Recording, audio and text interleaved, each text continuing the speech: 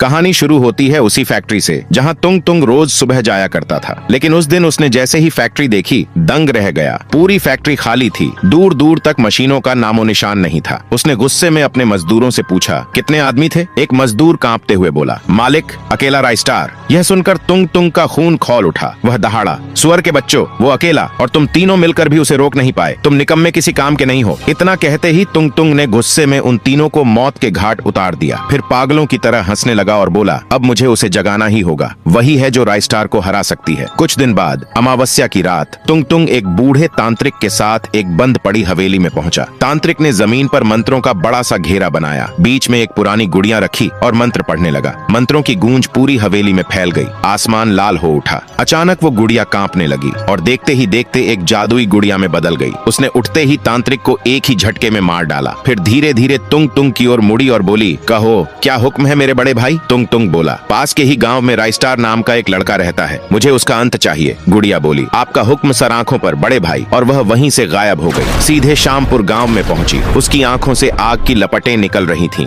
वह बोली, तेरी उलटी गिनती शुरू राइस्टार, और धमकी देकर वहां से गायब हो गई। अगले दिन शाम का समय गांव में मेला लगा था। राइस्टार अपने कमरे में सो रहा था। तभी वही गुड़िया वहां पहुंची और एक एक करके गांव वालों का कत्ल करने लगी। लोगों की चीख पुकार से राइस्टार की नींद खुल गई। वह दौड़ता हुआ बाहर आया, लेकिन तब तक बहुत देर हो चुकी थी। पूरे गांव में लाशें बिछी थीं। चारों ओर खून और तबाही का मंजर था। राइस्टार यह सब देखकर दंग रह गया। गुस्से में गरजा, किसने किया ये सब? किसकी इतनी मजाल? उसी वक्त एक आदमी खून से लथपथ उसके पास गिर पड़ा। उसने रोते रोते सारी घटना बताई। यह सुनकर राइस्टार का खून खौल उठा। वह गुड़िया को ढूंढने लगा, लेकिन कहीं न मिली। हताश और दुखी राइस्टार एक पेड़ के नीचे बैठ गया। आंखों से आंसू बहते हुए बोला, कैसा हीरो हूँ मैं, अपने ही लोगों का काम नहीं आ पाया। तभी गांव का एक आदमी दौड़ता हुआ उसके पास आया और बोला, राइस्टार तुम जिले में रहने वाले राक्षस के पास क्यों नहीं जाते? वह सबकी मदद करता है, शायद तुम्हारी भी कर दे। राइस्टार तुरंत निकल पड़ा। जाते ही रोते रोते प्रार्थना करने लगा, हे महान आत्मा मेरी मदद करो, हमारे गांव पर विपत्ति आ गई है। यह सुनते ही पानी में हलचल होने लगी और उसके सामने प्रकट हुआ वही डरावना मॉन्स्टर बोला, ये सब एक तंत्र विद्या का खेल है, इसे हराने का सिर्फ एक तरीका है। उसने कुछ मंत्र पढ़े और हवा में घूमती हुई एक जादुई ढोलक प्रकट हो गई। मॉन्स्टर बोला, इस ढोलक को गले में पहनकर पूरे गांव में घूमना, जहां भी वो गुड़िया होगी यह ढोलक उसे सामने ला देगी। राइस्टार ने ढोलक पहना और रात होते ही पूरे गांव में घूमने लगा। अचानक आसमान से बिजली कड़की और उसके सामने वही गुड़िया प्रकट हो गई। वह चिल्लाई, बंद कर दे ये ढोलक राइस्टार। लेकिन राइस्टार ने उसकी एक न सुनी। ढोलक लगातार बजती रही। गुड़िया तड़पने लगी, उसका शरीर धधकने लगा और धीरे धीरे वह आग की लपटों में जलने लगी। आखिरकार वह ढाकर वहीं खत्म हो गई। अब सवाल ये है, क्या टुंग टुंग अपनी बहन का बदला ले पाएगा? क्या राइस्टार अपने गांव को बचा पाएगा?